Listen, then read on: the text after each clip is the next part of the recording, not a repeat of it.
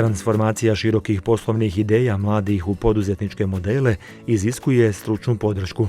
Kroz poslovno savjetovanje u periodu inkubacije, mladi ljudi razvijaju poslovne ideje i pokreću vlastite poslove. U procesu inkubacije sam naučila kako razraditi ideju u poslovni plan, kako osnovati preduzeće i kako predstaviti tu svoju poslovnu ideju potencijalnim partnerima. Poslovna aktivnost mog startupa jeste dubinsko čišćenje, konkretno na neke u tri različita segmenta, to jest dubinsko čišćenje tepiha, dubinsko čišćenje namještaja i automobila.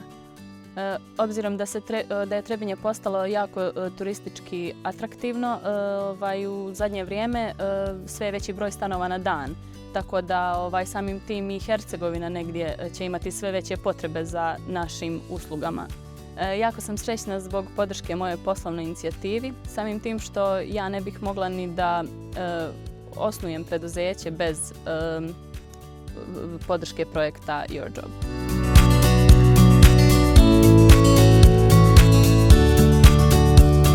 Djelatnost našeg startupa je uglavnom vezana za proizvodnju i preradu voća od kojih dobijamo voćne sokove. U okviru projekta Your Job smo kao firma dobili jedan projekat podrške kroz koji smo dobili pasterizator, odnosno mašinu koja će nam pomoći da ubrzamo svoj proces proizvodnje i time dobijemo još jedan novi proizvod.